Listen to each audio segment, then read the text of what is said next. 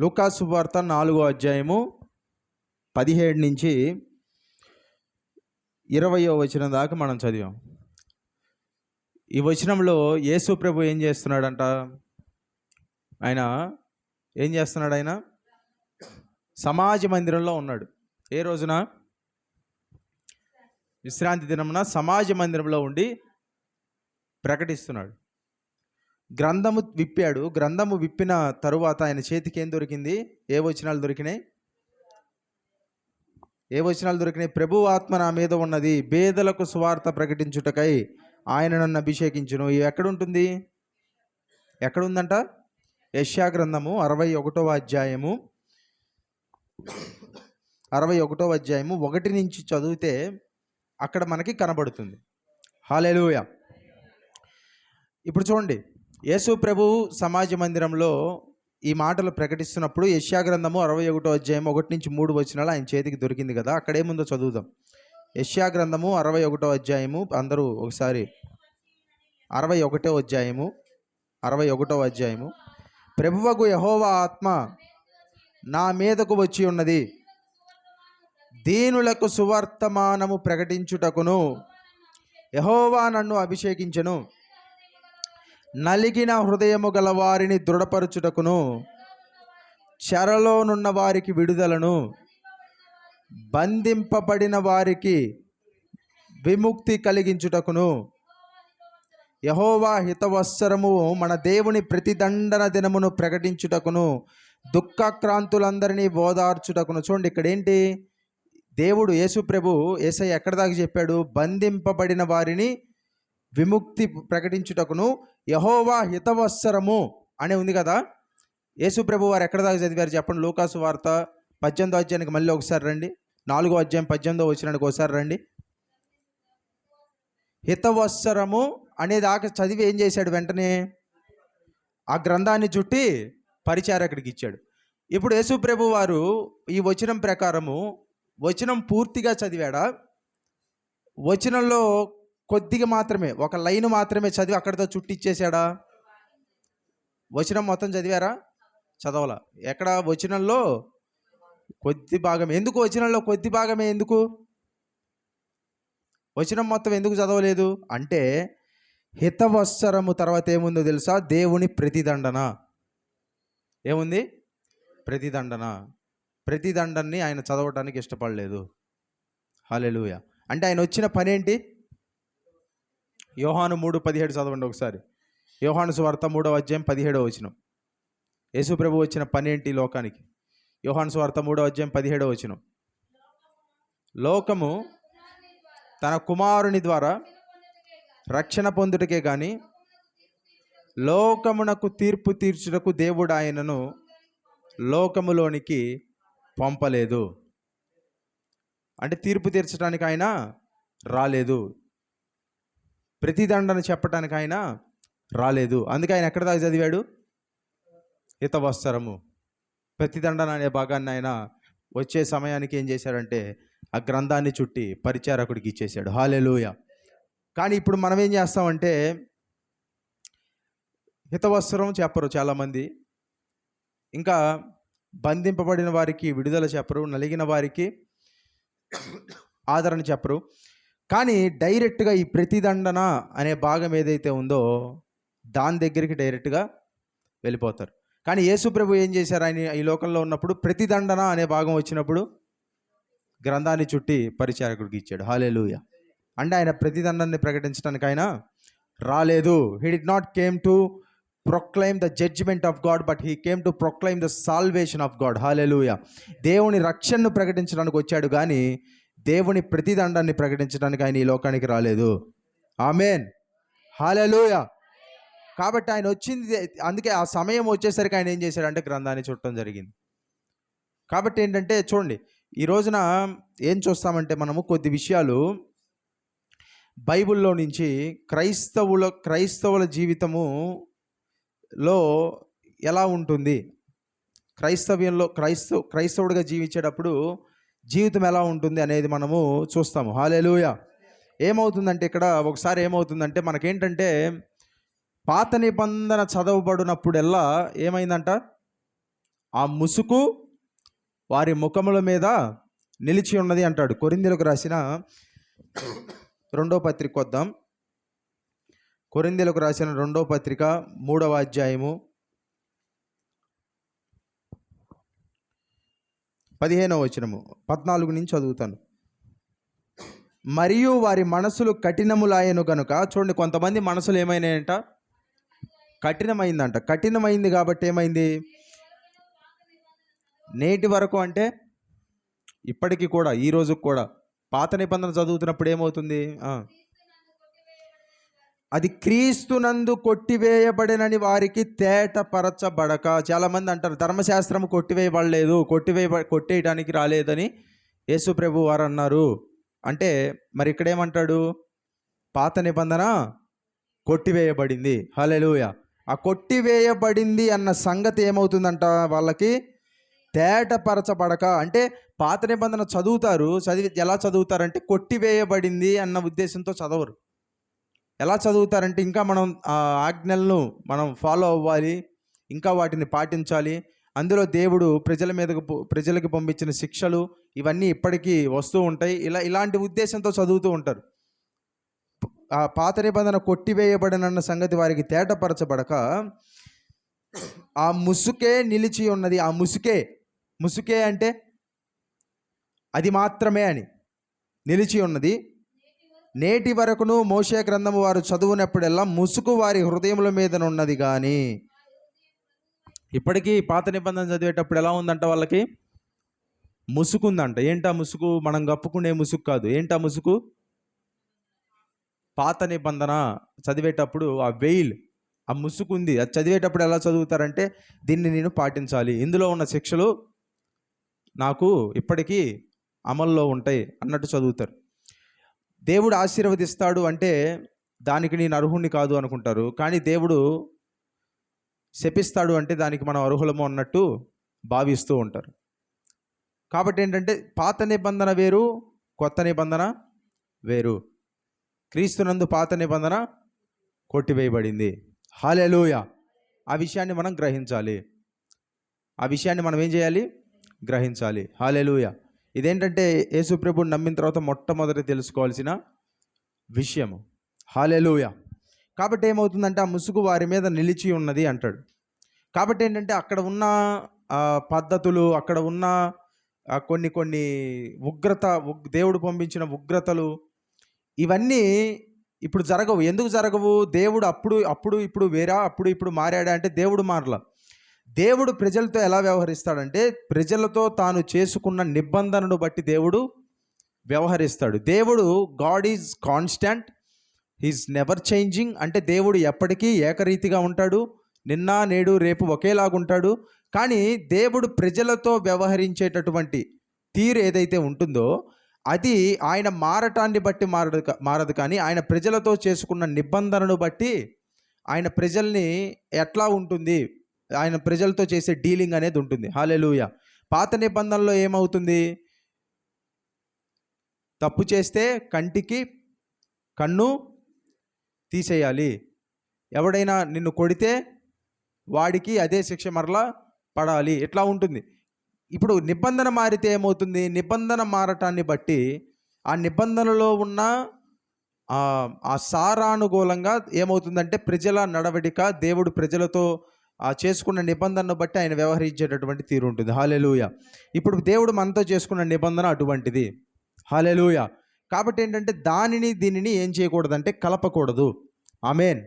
కలపకూడదు అంటే కొత్త బట్టకు పాత బట్ట మాసిక వేయకూడదు. మీరు కొత్త బట్టలు కొనుక్కుంటే ఆ కొత్త బట్ట దానికి ఏదన్నా కొంచెం తక్కువైతే మీరు వెంటనే పాత గుడ్డ తీసుకెళ్ళి దానికి కలిపి కొడతారా? మళ్ళీ దానికోసం కొత్తదైనా కొంటారు, కానీ పాతది మాత్రం దానికి కలపరు. పాత తిత్తుల్లో క్రొత్త ద్రాక్ష రసము పోయకూడదు. హల్లెలూయా. కాబట్టి దీన్ని కలపకూడదు అంటారు. కానీ ఇప్పుడు ప్రజలందరూ ఎలా వ్యవహరిస్తున్నారంటే చాలామంది ఇంకా పాత నిబంధన క్రిందే ఉన్నామేమో అన్నట్టు వ్యవహరిస్తున్నారు. అంటే ఇప్పుడు ఇంకా దేవుడు యేసు ప్రభు ఏం చేశారు? అక్కడతో ఆపేశారు. ప్రతిదండన పార్ట్కి రాలేదు ఆయన. కానీ చాలామంది ఏం చేస్తారంటే డైరెక్ట్గా దాంట్లోకే వెళ్తారు, డైరెక్ట్గా ప్రతిదండన భాగంలోకే వెళ్తారు. ఓసారి ఏమైందంటే యేసు ప్రభు వారు ప్రకటిస్తున్నప్పుడు, ఒకసారి లూకాసు వార్త 9వ అధ్యాయానికి మనం వస్తే, లూకాసు వార్త 9వ అధ్యాయము మనం చదివితే అక్కడ మనకు ఒక విషయం కనబడుతుంది. 49వ వచనం నుంచి, యోహాను ఏలినవాడ, ఎవడో ఒకడు నీ పేరట దెయ్యములను వెళ్ళగొట్టగా మేము చూచితిమి, వాడు మనలను వెంబడించిన వాడు కాడు గనుక వానిని ఆటంకపరిచితమని చెప్పినందుకు యేసు, మీరు వాడిని ఆటంకపరచకుడి, మీకు విరోధి కాని వాడు మీ పక్షముననున్నవాడే అని అతనితో చెప్పెను. ఆయన పక్షమున చేర్చుకొనబడు దినములు పరిపూర్ణమగుచున్నప్పుడు ఆయన యెరూషలేమునకు వెళ్ళుటకు మనసు స్థిరపరుచుకొని తనకంటే ముందుగా దూతలను పంపెను. వారు వెళ్ళి ఆయనకు బస సిద్ధము చేయవల్ల సమరయుల యొక్క గ్రామంలో ప్రవేశించిరి, కానీ ఆయన యెరూషలేమునకు వెళ్ళ నభిముఖుడైనందున వారు ఆయనను చేర్చుకొనలేదు. శిష్యులైన చూడండి, కొంతమంది ఏం చేశారంటే యేసు ప్రభుని చేర్చుకున్నారా, చేర్చుకోలేదా? చేర్చుకోవాలా. ఇప్పుడు శిష్యులు ఏమంటారు చూడండి, శిష్యులైన యాకోబును యోహాను అది చూచి, ప్రభువా, ఆకాశము నుండి అగ్ని దిగి వీరిని నాశనము చేయనట్లు మేము ఆజ్ఞాపించడం నీకు ఇష్టమా అని అడుగుగా, చూడండి వీళ్ళు ఏమంటున్నారు చేర్చుకోలేదని చెప్పి, ఆకాశము నుండి అగ్నిని దింపి వీళ్ళని నాశనం చేయటం నీకు ఇష్టమా అని చెప్పి యేసు ప్రభువుని అడుగుతున్నారు. ఎందుకు అడిగారు వీళ్ళు ఇలా? చేర్చుకోలేదని. కానీ ఈ ప్యాటర్న్ మనకు పాత నిబంధనలో కనిపిస్తుంది. పాత నిబంధనలో ప్రవక్త ఏం చేశాడు? ఆకాశం నుండి అగ్నిని దింపారు. ఇప్పుడు వీళ్ళు ఏం చేయాలనుకుంటున్నారు? పాత నిబంధన తెలిసిన వ్యక్తులు కాబట్టి ఆకాశం నుండి అగ్నిని దించి వీళ్ళని నాశనం చేయట నీకు ఇష్టమా అని చెప్పి అడుగుతున్నారు. మనల్ని కూడా ఎవరన్నా ఏమన్నా అంటే మనం ఏదో పెద్ద పవిత్రులు అయినట్టు, పరిశుద్ధులు అయినట్టు, మనం ఏదో ఒక మాట అంటే దేవుడు ఏంటో వాళ్ళని ఏదో చేసేసేటట్టు మనం భావిస్తుంటాం చాలాసార్లు. ఏమీ కాదు.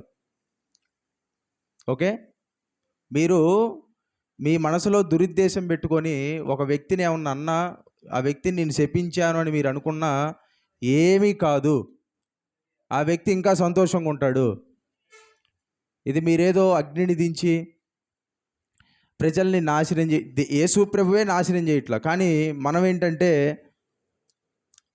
శిష్యులు ఆకాశం నుండి అగ్నిని దించుతాం, నాశనం చేస్తాం, నీకు ఇష్టమా అంటే వీళ్ళు చెప్తే అగ్ని దిగి వస్తుందా?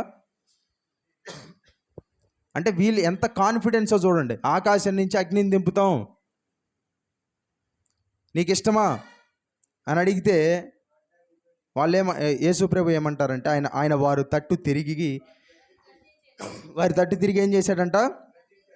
వారిని గద్దించెను. ఆ గద్దించెను అనే మాటకి ఫుట్ నోట్లో చూడండి, మూలవాక్యంలో ఏమంటారు? 4 అని ఇచ్చాడు కదా. మీరు ఎట్టి ఆత్మ గలవారో, మీరు కనబడుతుందా? మూలవాక్యం అంటే తెలుసు కదా. మీరెట్టి ఆత్మ గలవారో మీరెరుగరు, మనుష్య కుమారుడు మనుషుల ఆత్మను రక్షించుటకే గాని నశింపజేయుటకు రాలేదనెను అని మూల భాషలో కూర్చబడిందంట. హల్లెలూయా. అంటే ఏంటి? మీరెట్టి ఆత్మ గలవారో మీరు ఎరుగరు. మీకు ఇచ్చిన ఆత్మ ఎలాంటిదో మీకు తెలియదు. మీకు ఇచ్చిన ఆత్మ అగ్నిని దింపే ఆత్మ కాదు. మీకు ఇచ్చిన ఆత్మ దేవుని ప్రేమను ప్రజల మీద దింపే ఆత్మ. మీకు ఇచ్చిన ఆత్మ దేవుని కృపను ప్రజల మీద దింపే ఆత్మ. హల్లెలూయా. అగ్నిని దింపి ప్రజల్ని నాశనం చేసి ప్రజల్ని వాళ్ళ జీవితాల్ని నాశనం చేసేది కాదు. మీకు ఇచ్చిన ఆత్మ ఎలాంటి ఆత్మ? ప్రజల్ని రక్షించడానికి దేవుడు ఇచ్చిన ఆత్మ. హల్లెలూయా. కాబట్టి ఏంటంటే చాలామందికి ప్రతిదండన, శిక్ష ఇవన్నీ వినగానే ఏంటంటే ఇవన్నీ ఎలాగంటే ప్రజలకి అప్లై అవుతాయేమో అనుకుంటారు. కానీ దేవుడు ఎందుకు వచ్చాడు ఈ లోకానికి?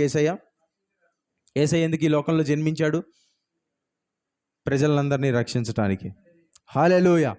ఆయన రక్షించడానికే వచ్చాడు, నశింపజేయడానికి రాలేదు. కాబట్టి ఏంటంటే మన మైండ్ అనేది ఏమవ్వాలంటే పాత నిబంధన నుండి కొత్త నిబంధనకి మారాలి. ఏమవ్వాలి? మారాలి. హల్లెలూయా. ఇంకా ఎందుకు అలానే ఉందంటే మనం ఎప్పటి నుంచో అదే వింటున్నాం కాబట్టి. మనం ఎప్పటి నుంచో అదే వింటూ ఉన్నాం కాబట్టి మన మనసులు ఇంకా అలానే ఉన్నాయి. పాత నిబంధన, అందులో ఉన్న శిక్షలు, దేవుని తీర్పులు ఇవన్నీ. కానీ కొత్త నిబంధనలోకి ఎప్పుడైతే వస్తారో, అందులో ఉన్న సత్యాన్ని ఎప్పుడైతే తెలుసుకుంటారో, అప్పుడు ఏమవుతుందంటే ఆ ముసుగు వారి ముఖముల మీద నుంచి తొలగింపబడుతుంది. తొలగింపబడి క్రీస్తు వైపుకు వాళ్ళు చూస్తారు. హల్లెలూయా. అర్థమవుతుందా ఏం చెప్తున్నామో? ఎంతమందికి అర్థమవుతుంది? హల్లెలూయా. ఊరక అర్థమవుతుందని చెప్తున్నారు లేకపోతే. ఎందుకంటే పాలు తాగే వాళ్ళు పాలు తాగితేనే జీర్ణమైద్ది. పాలు తాగుతూ ఒక్కసారిగా మాంసం తింటే ఏమవుతుంది? మాంసం అలవాటు లేని వ్యక్తికి మాంసం తింటే ఏమవుతుంది? జీర్ణం కాదు త్వరగా. అట్లాగే ఇది కూడా అంతే.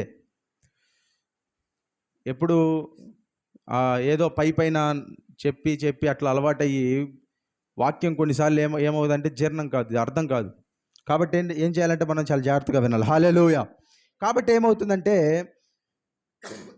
ఈ రీతిగా దేవుడు ఏం చేస్తున్నాడంటే ఆయన యొక్క సందేశాన్ని ఈ రోజున ఈ ప్రపంచంలోకి ఆయన పంపించాడు. ఏంటంటే ఆ సందేశము దేవుని కృపా సందేశము. హల్లెలూయా. యోహాను సువార్త 1వ అధ్యాయంలో ఏమంటాడు? దేవుడు యేసుప్రభు ఈ లోకానికి ఎలా వచ్చాడంట? కృపా సత్య సంపూర్ణుడిగా. ఎట్లొచ్చాడు? కృపా సత్య సంపూర్ణుడిగా. కృపా సత్య సంపూర్ణుడు అంటే is full of grace and full of truth.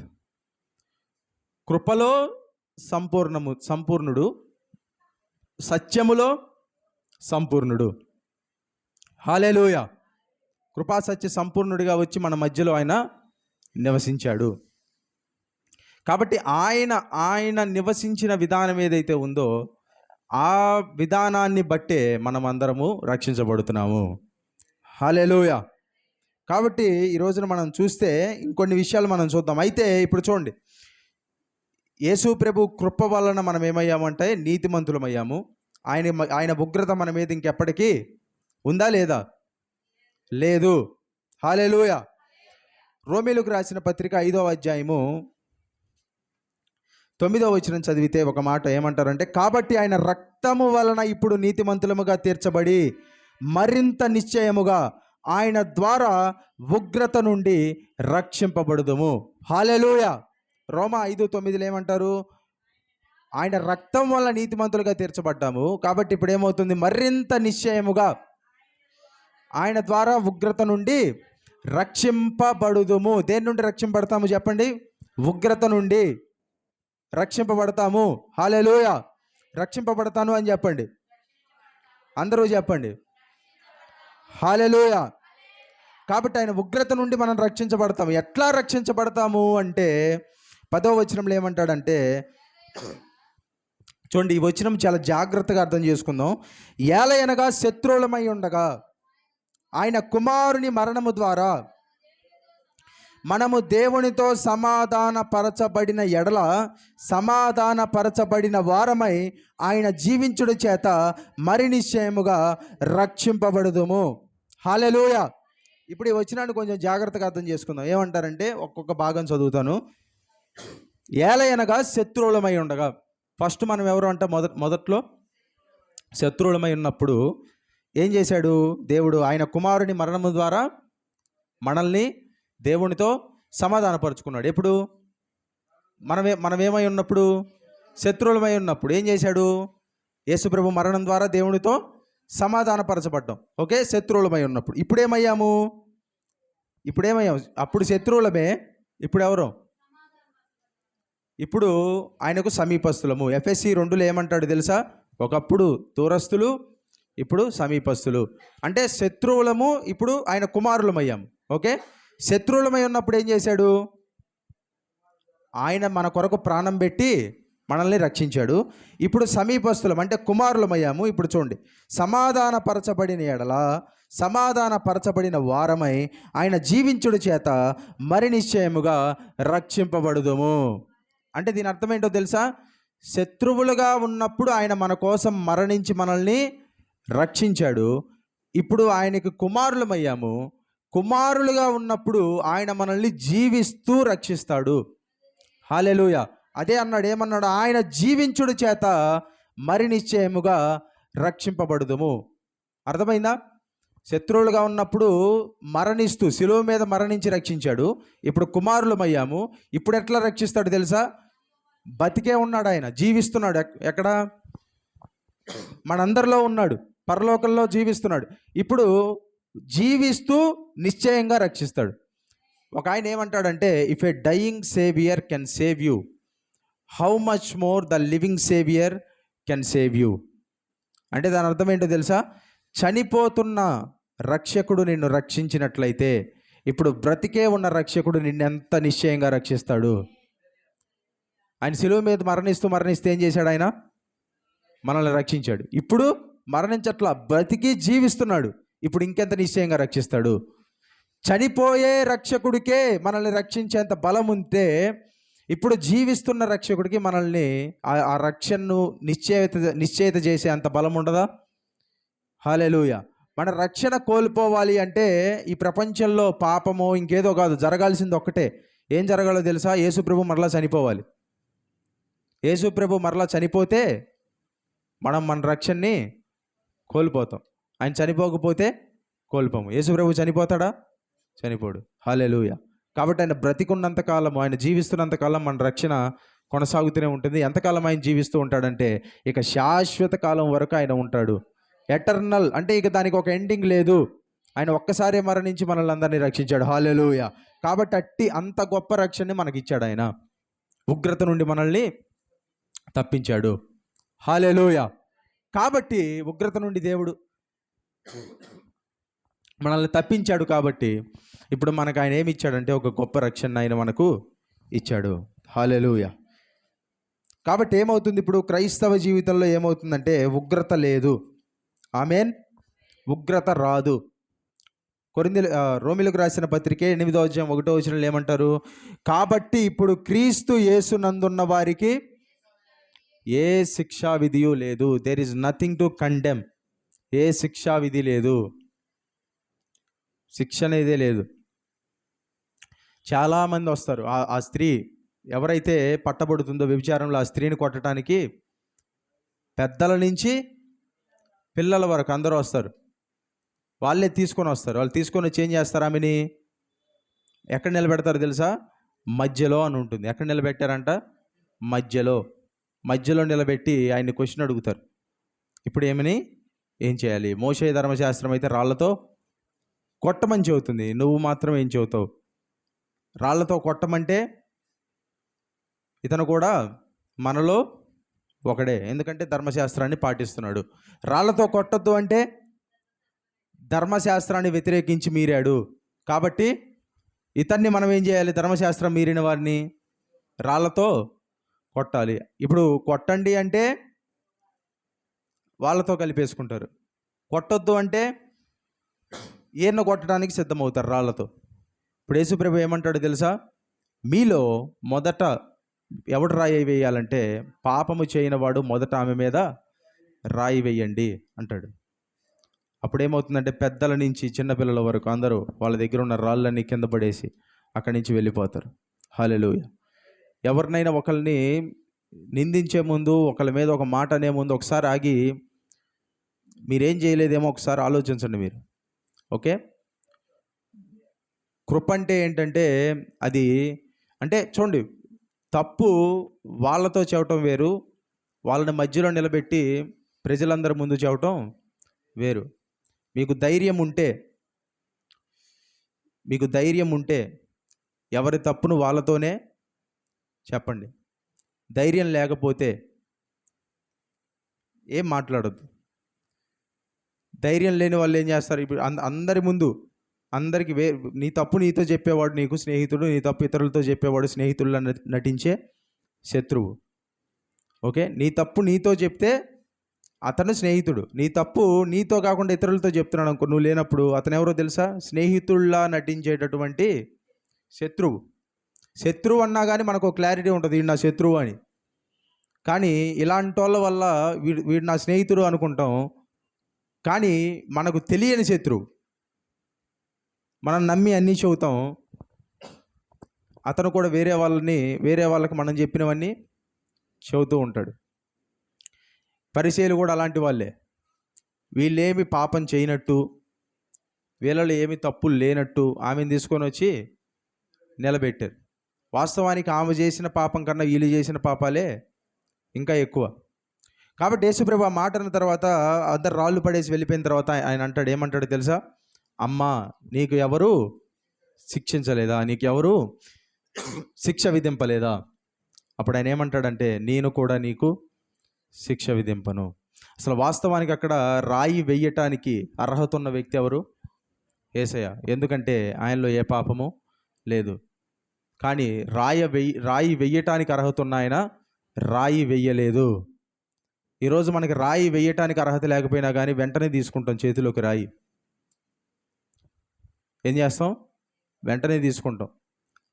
రాళ్ళు వేయటానికి ఆయనకు అర్హత ఉంది. పాపము చెయ్యలేదు కానీ ఆయన శిక్షించవచ్చు, కానీ ఆయన శిక్షించలేదు. మనకు అసలు అర్హతే లేదు. కానీ మనం ఏం చేస్తామంటే వేరే వాళ్ళని శిక్షించటానికి, వాళ్ళని ఏదో ఒకటి అనటానికి ఇలాగ మనము చూస్తూ ఉంటాం. ఇదేమవ్వాలంటే ఇది ఎప్పుడు పోతుంది అంటే ఇదంతా దేవుని కృపను అర్థం చేసుకున్నప్పుడే పోతుంది.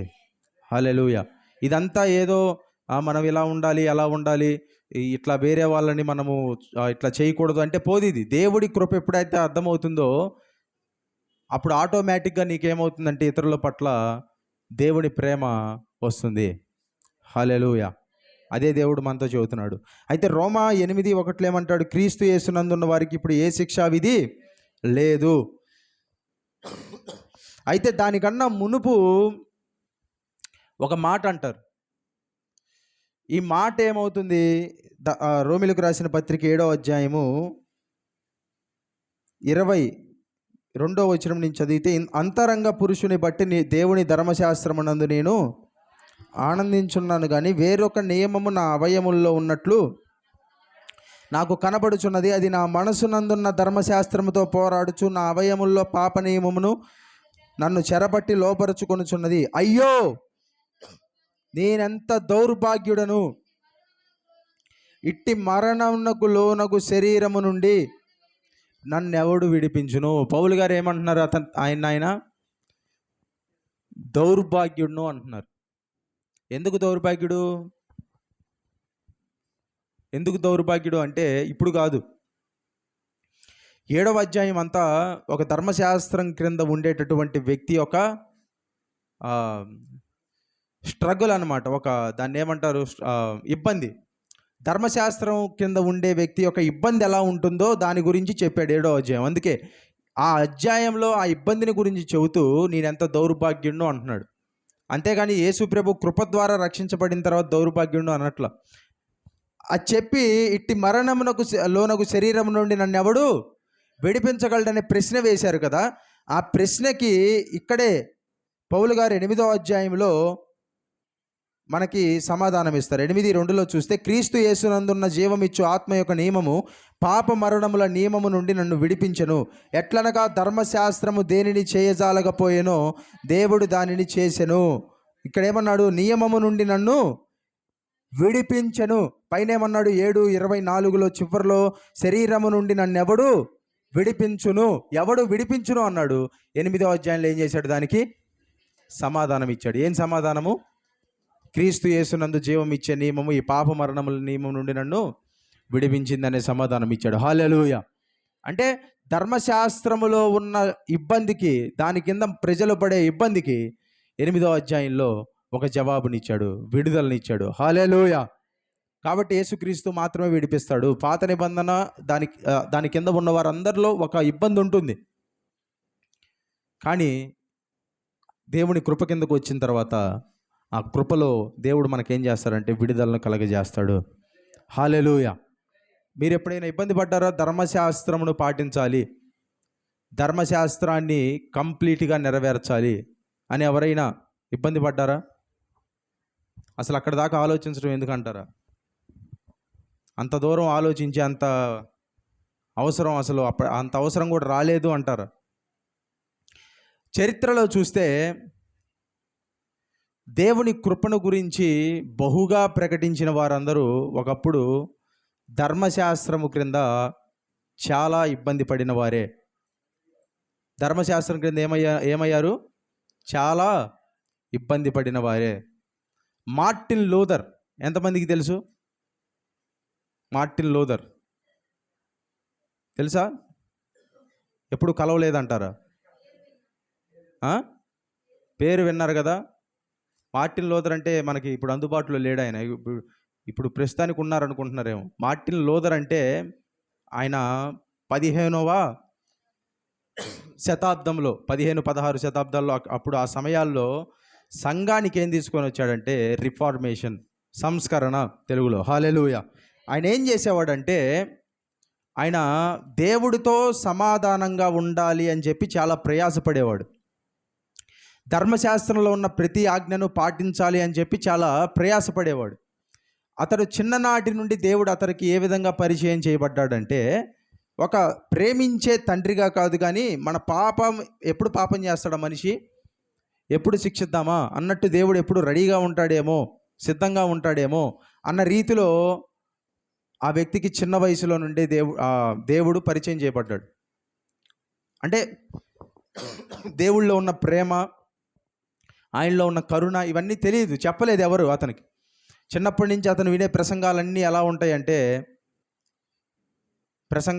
ఉంటాయంటే దేవుడి ఉగ్రత నీ మీదకి వస్తుంది, దేవుడి శాపం నీ మీదకి వస్తుంది, నీ కుటుంబంలో ఈ శాపం జరుగుతుంది, నీకు అదవుతుంది, ఇదవుతుంది, యాక్సిడెంట్ అయింది, ఇదైద్ది, పోతావు, చస్తావు. ఈ మాటలు విన్నారా మీరు? ఇప్పుడు కూడా చెప్పేవాళ్ళు చాలామంది ఉన్నారు. కాబట్టి అట్లాంటివి వినేవాడు చిన్నప్పటి నుంచి ఎదుగుతూ ఇవన్నీ శాపాలు, ఉగ్రతలు ఇవన్నీ విని అతనిలో ఒక భయము, లేవాలంటే భయం, పడుకోవాలంటే భయం, దేవుడితో సమాధానంగా ఉండలేమో అనే భయం. ప్రతి వారం వెళ్ళి ఏం చేసేవాళ్ళు తెలుసా? పాపాలు ఒప్పుకుండేవాళ్ళు. ఎవరి దగ్గర? దేవుడి దగ్గర కూడా కాదు. మళ్ళా అది ఎక్కడ? అక్కడ తెర వెనక కూర్చుంటారు కదా, మీరు ఎప్పుడు చూసి ఉండరు. చూసారా? తెర వెనక ఒక ఫాదర్ కూర్చుంటే ఫాదర్ అంటారు కదా, అతని చెవులో ఏం చెప్తారు? వీళ్ళ పాపాలన్నీ చెబుతారు. అతని జీవితంలో చూడండి, ఎవరైనా పాపాల గురించి ఎక్కువ వింటే అతనేనేమో వింటూ ఉంటాడు. ఇక చెప్పినవన్నీ వింటూ ఉంటాడు. అసలు అతనికి ఎందుకు చెప్పాలో మరి. చెప్తే ఏమొస్తుందంటే పాపక్షమాపణ వస్తుందని చెప్పి నమ్మేవాళ్ళు అప్పుడు. ఇప్పుడు ఉన్నాయి. అయితే నమ్మే రోజుల్లో ఏం చేసేవాడంటే వెళ్ళి పాపాలు ఏం చేసేవాడంటే అతని దగ్గర ఒప్పుకునేవాడు. ఒప్పుకొని చాలాసేపు గంటలు ఒప్పుకున్న తర్వాత దేవుడితో సమాధానం వచ్చింది, ఇక పాపం అన్నీ ఒప్పుకున్నానని చెప్పి బయటకు వచ్చి కొద్ది దూరం ప్రయాణం చేసిన తర్వాత మళ్ళీ ఏమయ్యేదంటే ఒప్పుకొని పాపం ఏదో ఒకటి గుర్తొచ్చేది అతనికి. ఏమయ్యేది? గుర్తుకొచ్చి అరే ఇది ఒప్పుకోలేదని చెప్పి మరలా వెనక్కి చర్చికి పరిగెత్తుకుంటూ వచ్చి అతడు చర్చి మూసేసుకొని వెళ్ళిపోతుంటే ఇంకొకటి ఉందని చెప్పి మరలా ఏం చేసేవాడు? అతని దగ్గర పాపం ఒప్పుకొని మళ్ళీ వెళ్ళేవాడు. అంటే దేవుడితో ఎలాగైనా సమాధానంగా ఉండాలి, నాకు దేవుడికి మధ్య ఏ పాపము ఉండకూడదు, నీతిగా బతకాలి అని ఇట్లా చాలా ఏమయ్యాడంటే చాలా స్ట్రగుల్ అయ్యాడు. అంటే చూడండి, మోంక్ లైఫ్, మోనెస్ట్రీలో ఉన్నాడు. మోనెస్ట్రీ అంటే అది తెలుగులో ఎలా చెప్పాలంటే, మోనెస్ట్రీ అంటే ఇప్పుడు చూడండి కొన్ని అంటే సమాజాన్ని కొంచెము దూరంగా ఉంటారు కదా, ఇవన్నీ వదిలేసి సమాజంలో ఉన్న విచారాలు, ఈ కోరికలు, ఇవి సాధువుల్లాగా ఉంటారు కదా, అలాంటి వాటిల్లో కూడా ఆయన ఉన్నాడు చిన్ననాటి నుంచి. కానీ ఎందులో ఉన్నా కానీ, దేనికి దూరంగా ఉన్నా కానీ దేవుడితో సమాధానం మాత్రం అనుభవించలేకపోయాడు. అలాంటి వ్యక్తికి ఒక్క రోజున దొరికిన వచనం ఏంటంటే, నీతిమంతుడు విశ్వాస మూలముగా జీవించును. హల్లెలూయా. ఆ వచనం దొరికిన తర్వాత, ఆ వచనాన్ని అర్థం చేసుకున్న తర్వాత ఇంకా అందులో స్టడీ చేసి అప్పుడు ఆయన వచ్చిన కన్క్లూజన్ ఏంటంటే, ఇప్పటిదాకా నేను పాటించినవన్నీ వ్యర్థము, ఇదంతా పాత నిబంధన, ఇంకా పాత నిబంధన కన్నా ఎక్స్ట్రీమ్ అది, ఇప్పటిదాకా నేను పాటించిందంతా. అప్పుడు అతడు దేవుని కృపను గురించి ప్రకటించడం మొదలుపెట్టాడు. హల్లెలూయా. కాబట్టి ఎవరైతే ధర్మశాస్త్రముతో బాగా ఇబ్బంది పడతారో వాళ్ళు మాత్రమే దేవుని కృపను అభినందించగలరు.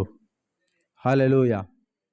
కాబట్టి అతను అప్పటి నుంచి దేవుడితో సమాధానం అతనికి నచ్చిన వచనాల్లో రోమిలకు రాసిన పత్రిక 5:1 ఏముంటుందంటే అక్కడ, కాబట్టి ఇప్పుడు విశ్వాస మూలమున నీతిమంతులుగా తీర్చబడి మన ప్రభు అయిన యేసుక్రీస్తు ద్వారా దేవునితో సమాధానము కలిగి ఉందము. దేవుడితో సమాధానం ఎలా వస్తుంది అంటే, నేను నీతిగా బతికితే రాదు, యేసుక్రీస్తు వలన దేవుడితో నాకు సమాధానము వస్తుంది అనే కన్క్లూజన్కి ఆయన రావటం అనేది జరిగింది. హల్లెలూయా.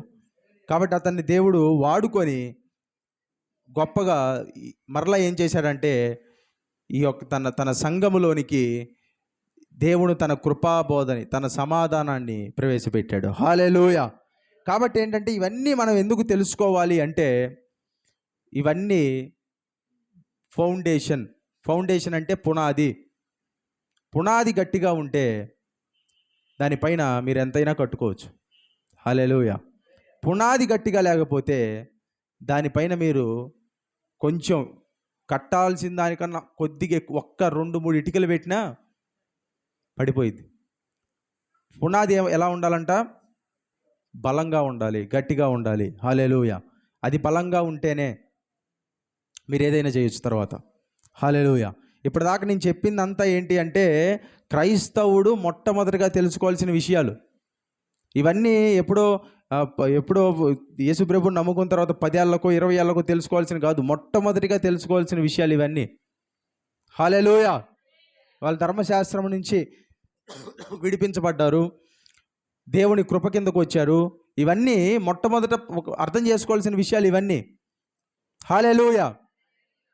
మరి పరలోకము అనేది ఎట్లాగొచ్చిందంటే చూడండి, అయితే ఇప్పుడు ఇవన్నీ ఓకే, దేవుని ఉగ్రత లేదు, దేవుని శిక్ష లేదు, ఇవన్నీ ఓకే. అయితే ఇప్పుడు ఒక ప్రశ్న, ఈ ప్రశ్న మనము చూసి మనం ఏం చేద్దామంటే ప్రార్థన చేద్దాం. ఈ ప్రశ్న ఏంటంటే, మరి క్రైస్తవుడు పాపం చేస్తే, క్రైస్తవుడు తప్పు చేస్తే మరి అతని పరిస్థితి ఏంటి అంటే, చూడండి ఇప్పుడు ఒక మాట మనము చదువుదాం.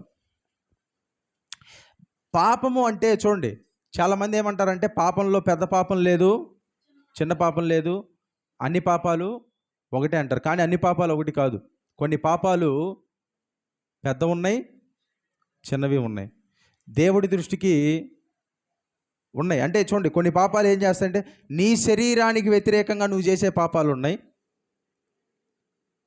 ఆ పాపాలని దేవుడు ఏమంటాడంటే, వాటికి శిక్ష అంటే అది నువ్వు చేసిన దాన్ని బట్టి. ఇప్పుడు మీరు దొంగతనం చేశారనుకోండి, దొంగతనం చేస్తే ఏమవుతుంది? ఒక దొంగని పోలీసులు ఏం చేస్తారు? అరెస్ట్ చేస్తారు కదా. అంటే దాని అర్థం ఏంటి? దేవుడు మిమ్మల్ని ఏం చేశాడు? క్షమించాడు.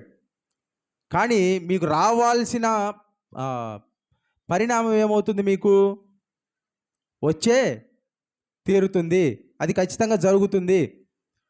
ఏమంటాడంటే, గలతీయులకు రాసిన పత్రికలు ఏమంటాడు? మీరు ఏమి విత్తుతారో అదే కోస్తారు. హల్లెలూయా. ఇప్పుడు ఏమవుతుందంటే చూడండి, పరలోకం వెళ్ళిన తర్వాత, పరలోకం అనేది అందరికీ ఉచితమే, కానీ అక్కడికి వెళ్ళిన తర్వాత ఏముంటుందంటే ప్రతిఫలం అనేది ఉంటుంది. ఆ ప్రతిఫలం ఎలా ఉంటుందంటే, కొరింథీయులకు రాసిన పత్రిక మనము తిద్దాం ఒకసారి. 3వ అధ్యాయము, కొరింథీయులకు రాసిన మొదటి పత్రిక 3వ అధ్యాయము 11వ వచనం నుంచి 10వ వచనం నుంచి చదువుతాను. దేవుడు నాకు అనుగ్రహించిన కృప చొప్పున నేను నేర్పరి అయిన శిల్పకారుని వలె పునాది వేసి తిని, మరి ఒకడు దాని మీద కట్టుచున్నాడు. ప్రతివాడు దాని మీద ఎలాగూ కట్టుచున్నాడో జాగ్రత్తగా అంటే ఎలా కడుతున్నారనేది జాగ్రత్తగా చూసుకోవాలి. పునాది మీద వేయబడినది తప్ప మరి ఒక పునాది ఎవడును వేయనేరడు. ఈ పునాది యేసుక్రీస్తే. ఎవడైనను ఈ పునాది మీద బంగారము, వెండి, వెలగల రాళ్ళు, కర్ర, గడ్డి, కోయకాలు మొదలైన వాటితో కట్టిన ఎడల వాని పని కనబడును. చూడండి, ఈ కడతారంట, కట్టిన తర్వాత ఏమవుతుంది? పని ఏమవుతుంది? కనబడుతుంది. ఆ దినము దానిని తేటపరచును.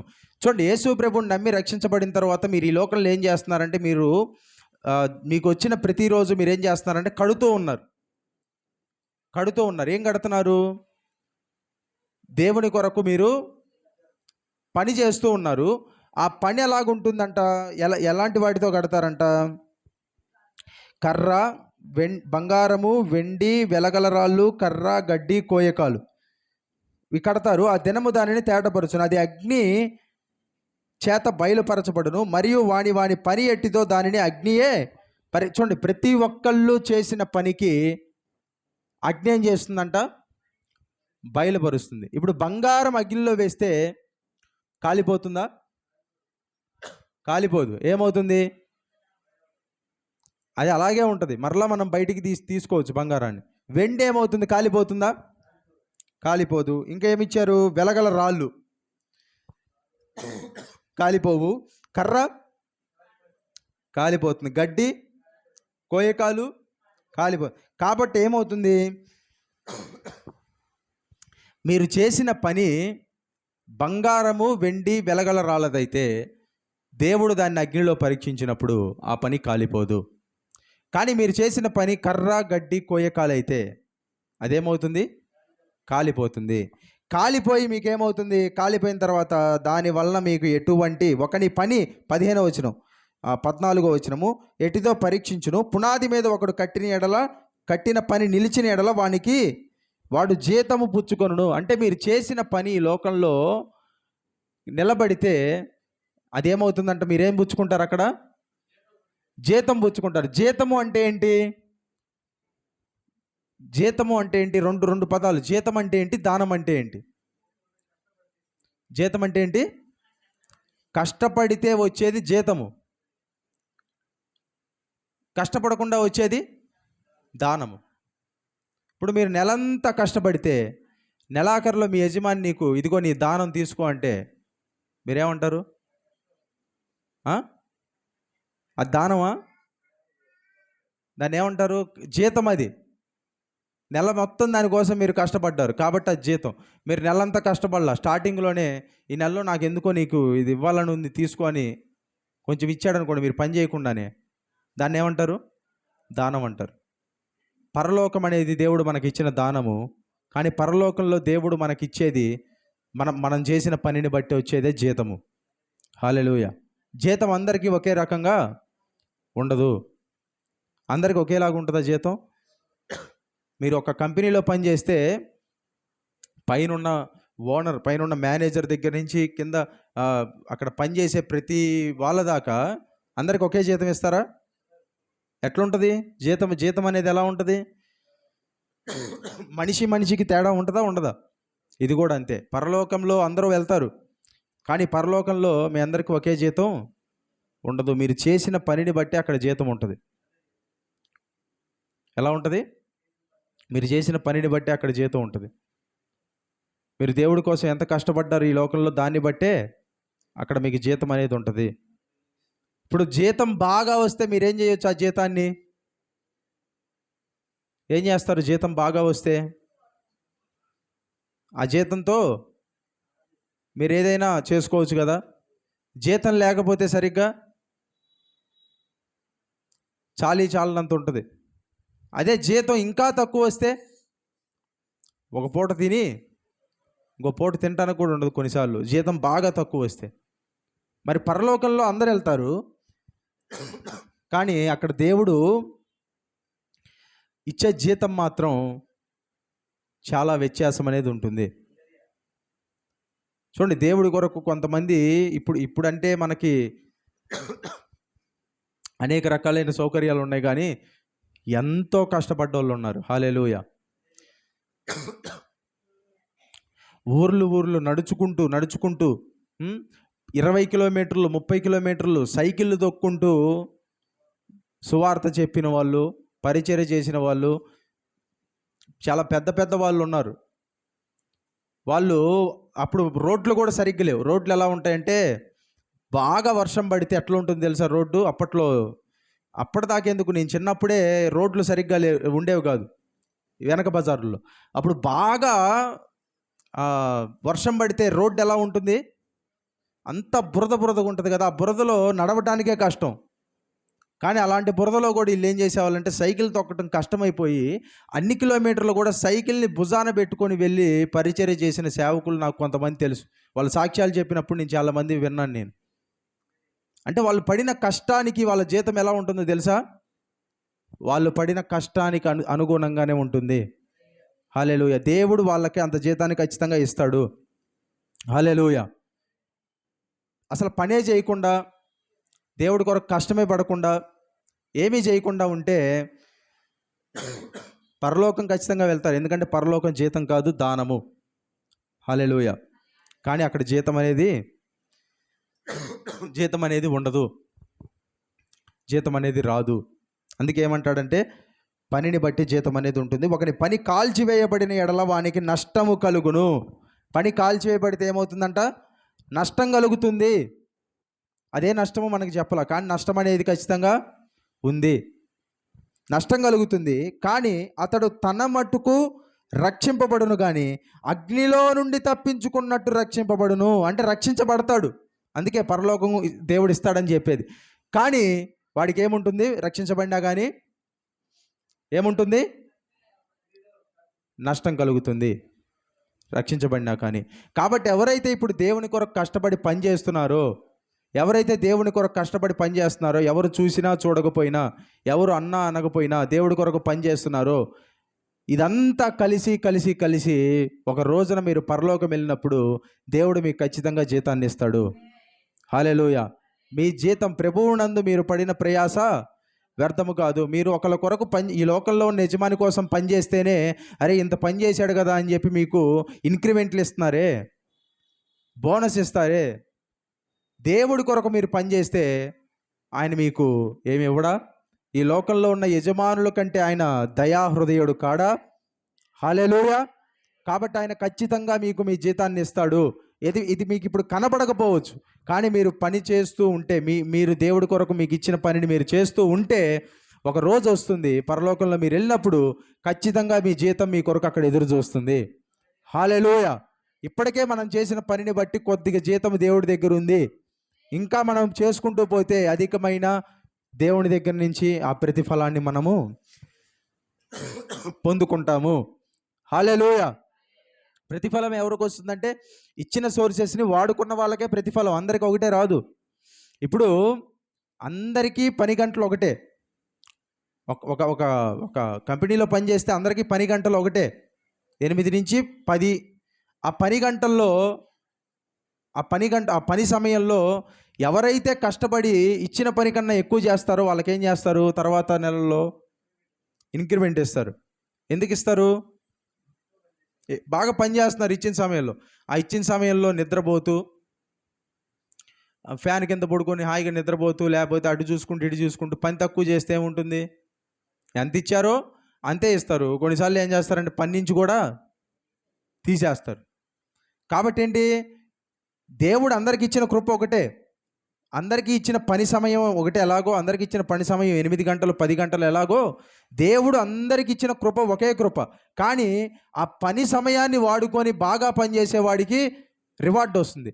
అలాగే దేవుడు అందరికీ ఇచ్చిన కృప ఒకటే, ఆ కృపని వాడుకొని దేవుడి కొరకు పనిచేసేవాడికి కూడా రివార్డు పెరుగుతుంది, ప్రతిఫలం పెరుగుతుంది.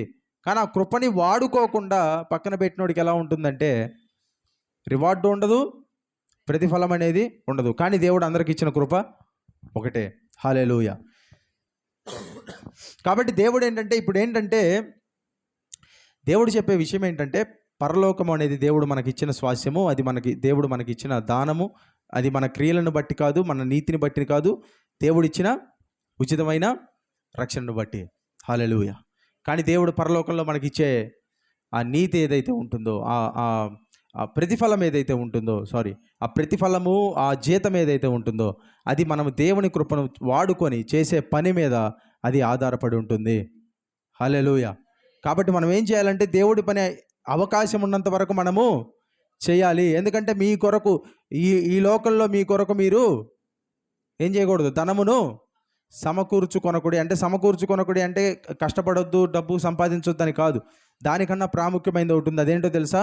పరలోకంలో ధనాన్ని సమకూర్చుకోవటం. ఎలా సమకూర్చుకుంటాం పరలోకంలో ధనాన్ని? ఎలా సమకూర్చుకుంటాం? ఏమన్నా బ్యాంక్ అకౌంట్ నెంబర్ ఉందా? దేవుడు మనకి బ్యాంక్ అకౌంట్ నెంబర్ ఏమన్నా ఇచ్చాడా? పరలోకం బ్యాంక్ అకౌంట్ నెంబరు, నెల ఇందులో ఎంత డిపాజిట్ చేయండి మీరు పరలోకం వచ్చేంత వరకు. మీరు పరలోకం వచ్చిన తర్వాత ఈ డబ్బుల్ని ఇక్కడ మీరు వాడుకోవచ్చు అని చెప్పాము. దేవుడు ఏమని చెప్పాడు? అదేం లేదు. అక్కడ ఇక్కడ డబ్బు అక్కడ పని చేయదు. అసలు ఇక్కడ డబ్బు అక్కడ పనికి కూడా రాదు. మరి ఎట్లా సమకూర్చుకుంటామంటే ఈ లోకంలో మనం దేవుడి కొరకు కష్టపడతాం కదా, అదే మనము పరలోకంలో ధనాన్ని, జీతాన్ని సమకూర్చుకోవటము. హల్లెలూయా. అదే దేవుడు ఉద్దేశించాడు. కాబట్టి మరేమవుతుంది?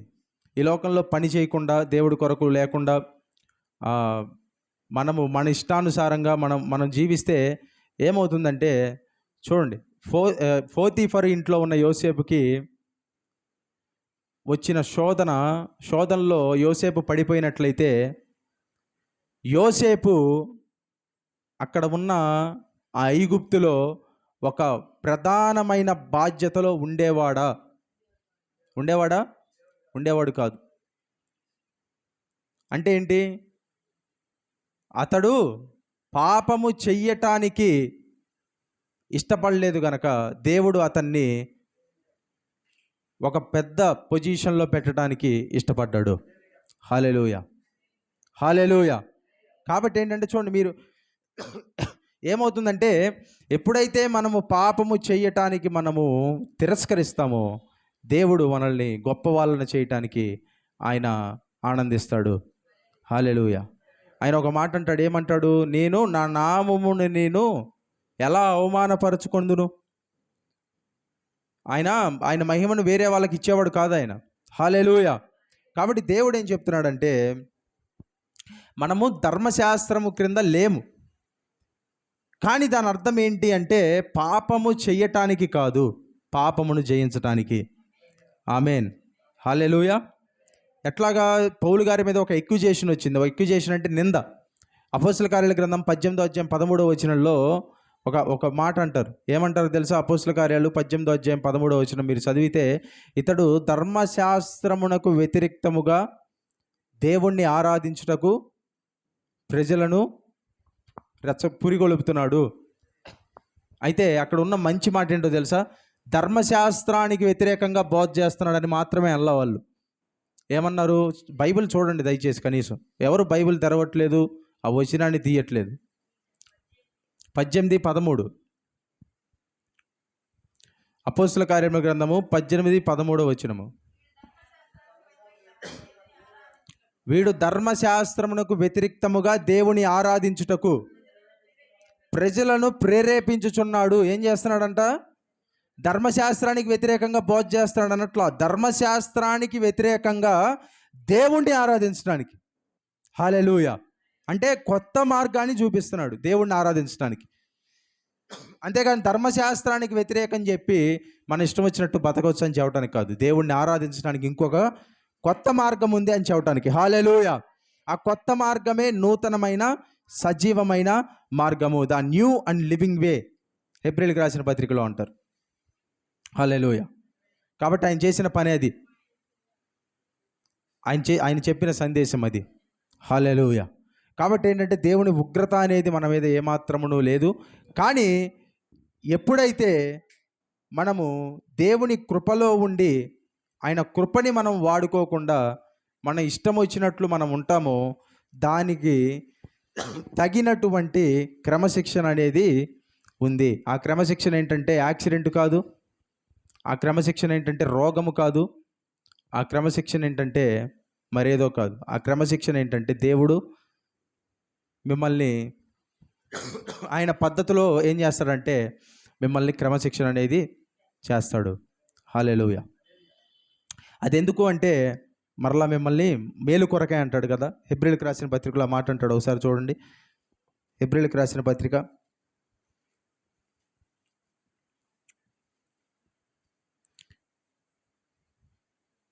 12వ అధ్యాయము 5వ వచనం నుంచి చదువుతాను.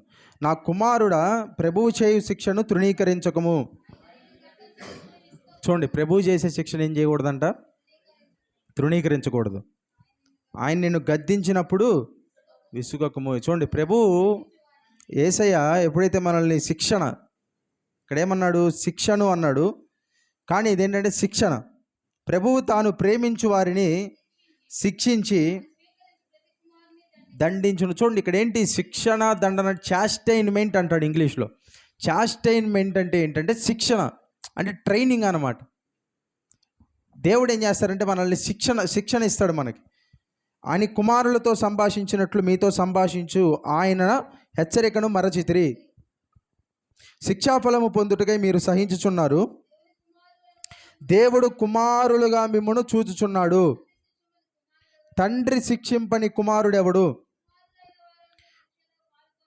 కుమారులైన వారందరూ శిక్షలో పాలు పొందుచున్నారు. మీరు పొందని ఎడల దుర్బీజులే గాని కుమారులు కారు. మరియు శరీర సంబంధులైన తండ్రులు మనకు శిక్షకులై ఉండిరి, వారు ఎందు భయభక్తులు కలిగి ఉంటిమి. అట్లయితే ఆత్మలకు తండ్రి అయిన వానికి మరీ ఎక్కువ లోబడి బ్రతుకువలెను కదా. వారు కొన్ని దినముల మట్టుకే తమకిష్టము వచ్చినట్టు మనలను శిక్షించిరి, కానీ మనము తన పరిశుద్ధతలో పాలు పొందవలనని మన మేలు కొరకే ఆయన శిక్షించున్నాడు. హల్లెలూయా. ఏమంటాడు అంటే మన మేలు కొరకే. ఎందుకంట ఇది క్రమశిక్షణ? మన మేలు కొరకే. క్రమశిక్షణ లేకపోతే ఏమవుతుంది? క్రమశిక్షణ లేకపోతే మనిషి జీవితం అస్తవ్యస్తంగా ఉంటుంది. ఏది చేసినా అందులో ఎలా ఉండాలంటే క్రమశిక్షణగా మనము ఉండాలి. ఏది చేసినా ఎలా ఉండాలంటే మితముగా ఉండాలంటాడు. కొరింథీయులకు రాసిన పత్రికలు ఏమంటాడంటే క్రైస్తవ జీవితం ఎలా ఉండాలంటే మితంగా ఉండాలి. ఏది ఎక్కువ అవ్వకూడదు. ఎక్కువైతే ఏమవుతుంది? What ever is excessive will destroy you. ఎక్కువైంది ఏదైనా సరే అది మిమ్మల్ని ఏం చేస్తుంది? నాశనం చేస్తుంది. స్వీట్ తినడానికి బాగానే ఉంటుంది, కానీ అదే పనిగా తింటూ ఉంటే ఏమవుతుంది? రోగాలు వస్తాయి. అంతే కదా. అదే రోజు ఒకే ఆహారాన్ని తరచుగా తింటూ ఉన్నారనుకోండి, అది కూడా ఏమవుతుంది? మంచిది కాదు అది. అంటే ఏది చేసినా మితంగా చేయాలి. అంటే మనం ఎలా ఉన్నామంటే ఒక పందె రంగంలో ఉన్నాము అంటాడు. హల్లెలూయా. ఆ మాటని చదవండి. కొరింథీయులకు రాసిన మొదటి పత్రిక 9వ అధ్యాయం 24వ వచనం.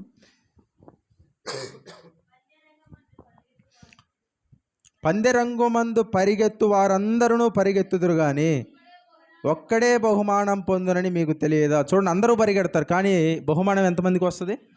ఒక్కరికే వస్తుంది. చదవండి. అటువలే మీరు బహుమానం పొందినట్లు. చూడండి, run to win, don't run to just to be in the race. అంటే రేస్లో ఉండాలని పరిగెత్తొద్దు, గెలవటానికి పరిగెత్తండి. మరియు పందెమందు పోరాడు ప్రతివాడు అన్ని విషయాల్లో మితముగా ఉండును. పందెంలో పాల్గొనేవాడు ఎలా ఉంటాడంట?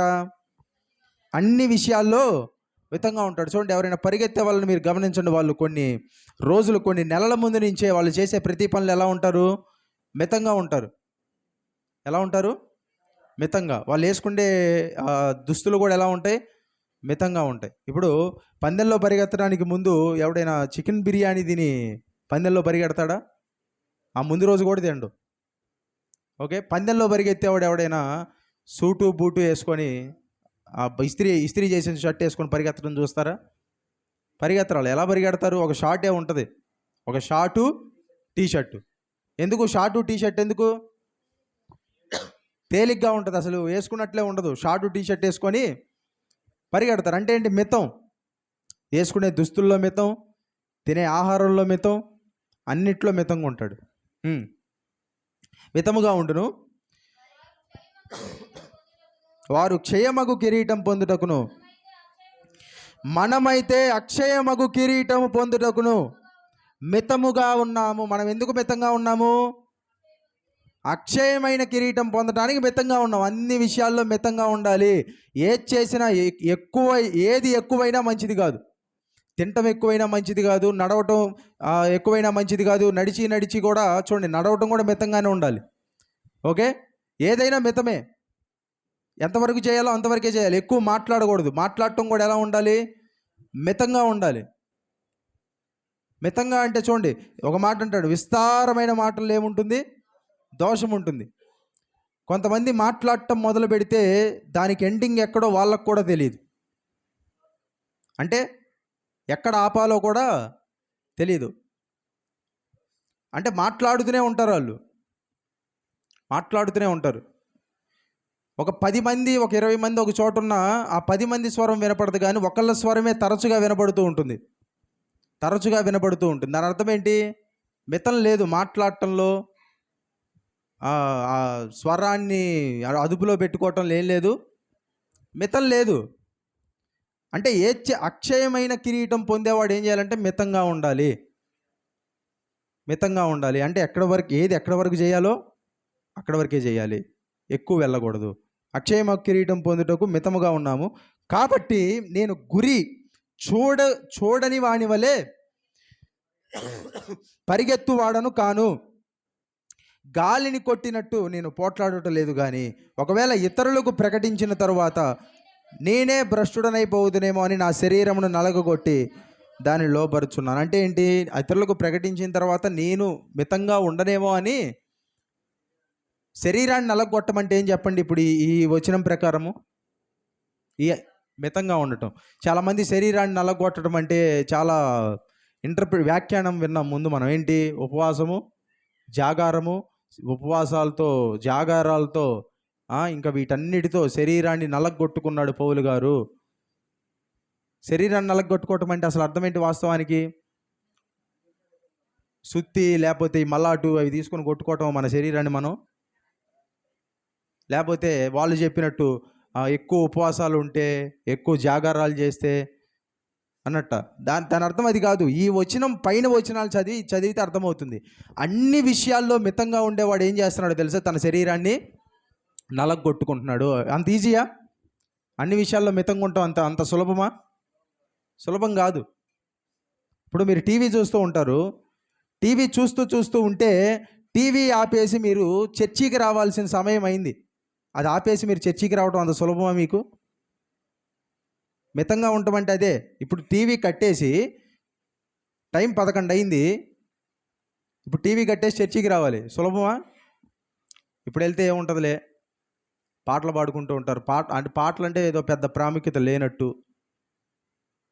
ఇప్పుడు వెళ్తే ఏముంటుంది? వాక్యానికి వెళ్ళొచ్చులే. వాక్యానికి ఏముంది? ఆ శరీరము, ఆ రక్తము ఏదో ఇస్తారు కదా, అందులోనే ఉంటుందంట శక్తి అంతా. అది తీసుకుంటే అంతా బాగానే ఉంటుంది. అట్లా కాదు ఇది. మితము అంటే ఏంటి అంటే చేసే ప్రతి పనిలో మితంగా ఉంటాం అంత సులభం కాదు. అదే శరీరాన్ని నలగొట్టుకోవటం. హల్లెలూయా. కష్టమైంది ఏది కాదు. చూడండి, మీకు బాగా ఇష్టమైన పనులు మితంగా చేయటమే చాలా కష్టం. ఇష్టం లేనివి ఎవరు చేయరు. ఇష్టమైన పనులు మితంగా చేయటమే కష్టం. ఇష్టమైనవే మనం తరచుగా ఎక్కువగా చేస్తుంటాం. కాబట్టి శరీరాన్ని నలగొట్టుకోవటం అంటే ఏంటంటే మితంగా ఉండటం అన్నిట్లో. హల్లెలూయా. ఏది చేసినా ఒక పరిధి వరకు చేయటం. ఏం మాట్లాడినా ఒక పరిధి వరకు మాట్లాడటం. ఎక్కువ మాట్లాడినా, ఎక్కువ తిన్నా, ఎక్కువ ఏది చేసినా అది చివరికి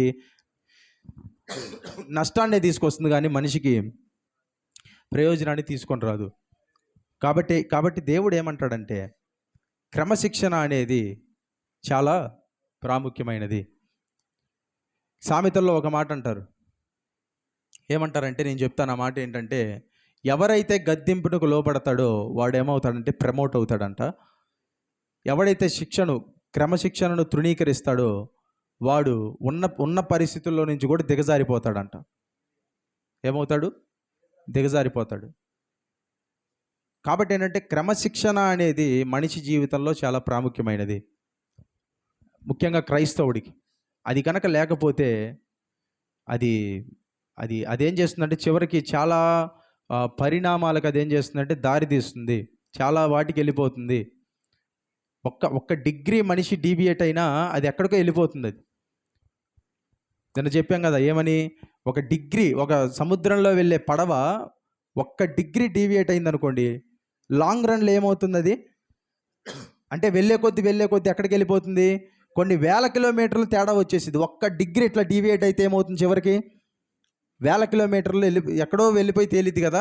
అట్లాగే మనిషి కూడా వెళ్ళే క్రమంలో ఒక్క డిగ్రీ ఇట్లా డీవియేట్ అయినా అతడు చేరాల్సిన గమ్యం ఎక్కడికో వెళ్ళిపోతాడు, వెళ్ళాల్సిన దగ్గరికి వెళ్ళాడు. కాబట్టి దేవుడు ఏం చెప్తున్నాడంటే మన మీద దేవుని యొక్క ఉగ్రత లేదు. హల్లెలూయా. కానీ మనం జీవితంలో తీసుకునేటటువంటి నిర్ణయాలను బట్టి మన జీవితం అనేది ఖచ్చితంగా ఆధారపడి ఉంటుంది. కాబట్టి మనకి దేవుడు అవసరము. హల్లెలూయా. కాబట్టి మనకి దేవుడు అవసరము, ఆయన పని మనం చేయటం మనకి అవసరము. ఆయన పనిని మనం అందరం చేయాలి. ఎందుకంటే మనం జీతం పుచ్చుకోవడానికి ఆయన పనిని మనము చేయాలి. ఆయన పనిని చేసిన వారందరికీ ఖచ్చితంగా జీతం ఉంది. నేనే చేస్తున్నాను, ఎవరు చేయట్లేదనని మనము అనుకోవద్దు. మీ జీతము ఎక్కువైనది. హల్లెలూయా. కాబట్టి దేవుడి కొరకు మనం ఏం చేద్దామంటే పని చేద్దాం. ఆమేన్. మనుషుల కోసం పని చేయట్లేదు. ఇక్కడ మనం అందరం దేవుడి కోసం పని చేస్తే ఒకరోజు మీకు ఖచ్చితంగా దేవుడు తన జీతాన్ని మీకు ఇస్తాడు. ఆయన జీతం మీ కొరకు సిద్ధంగా ఉంది. హల్లెలూయా. కాబట్టి ఆయన సువార్తలో ఆయన కోసం పనిచేయటం ఏంటంటే ఆయన సువార్తలో భాగస్థలం అవటమే, గంతకు మించి ఏమీ లేదు. మనము రోజు కూడికలు పెడుతున్నాం కదా, మీరు వచ్చి ఆయన పనిలో, పని అంటే మీరు వచ్చి ఆయన సన్నిధిలో కూర్చున్నా కానీ ఏమవుతున్నట్టు, మీరు ఆయన పనిలో పాలి భాగస్థులు అవుతున్నట్టే. హల్లెలూయా. అనేకమైన వీధుల్లో ఇప్పుడు ఈ రోజు నుంచి గురువారం దాకా మనకి కంటిన్యూగా ప్రార్థనలు ఉన్నాయి. హల్లెలూయా. వరుసగా ప్రతి ఒక్క వీధుల్లో ఉన్నాయి. మీరేం చేయాలి? ఇంట్లో ఉండి ప్రార్థన చేస్తారా? ప్రభువా కూడిక బాగా జరగాలి, 2 నిమిషాలు ప్రార్థన చేస్తారా? ఏం చేయాలి? మీరు వచ్చి ప్రార్థనలో మీరు కూడా పాల్గొనాలి. అంటే అది ఒక సెలబ్రేషన్ లాగా చేయాలి. హల్లెలూయా. అంటే యేసు ప్రభు మన కొరకు జన్మించాడు అనే ఒక సందేశాన్ని మనమందరం ఏం చేయాలంటే ప్రజలకు తెలపాలి. హల్లెలూయా. కాబట్టి మీరందరూ ఏం చేయాలంటే ఖచ్చితంగా దేవుని ఆ యొక్క ప్రార్థనలకు మీరు ఖచ్చితంగా రండి.